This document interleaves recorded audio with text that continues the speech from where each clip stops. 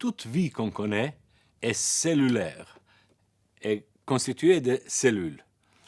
Et cela est nécessaire parce qu'il faut concentrer des molécules, des grandes molécules sophistiquées, les petites molécules, les électrolytes comme manganèse, magnésium, sodium, etc.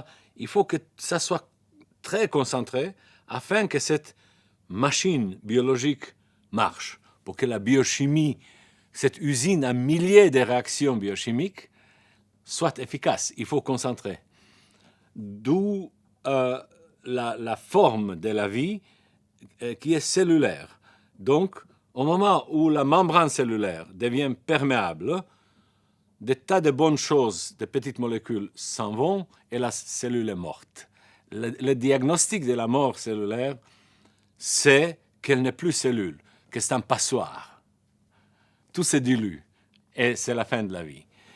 Pendant que nous parlons maintenant, pendant que nous digérons un sandwich, il y a des tas de protéines, d'enzymes qui font leur travail, dégrader les graisses, faire la neurotransmission pour se comprendre et pour s'écouter.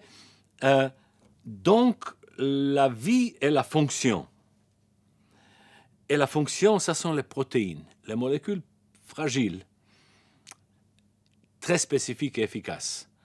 Donc, si les protéines pourraient se maintenir à reproduire, on n'aurait pas besoin de gènes. Le génome, le gène, sert seulement pour la perpétuation de la vie. Donc, pour perpétuer la vie, il nous faut les gènes parce que c'est à partir des gènes, de l'ADN, qu'on construit les protéines qui, eux, font le travail.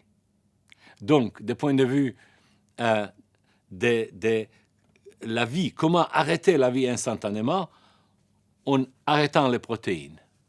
Si on enlève le génome en vitesse, les protéines vont continuer à travailler un certain temps et ils vont cesser à travailler. La cellule sera morte quand on n'aura plus de renouvellement des protéines qui est nécessaire. Donc, la fonction, la vie, c'est les protéines.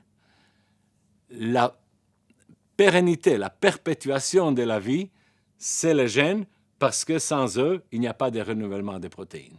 C'est pour ça qu'il est nécessaire de réparer l'ADN.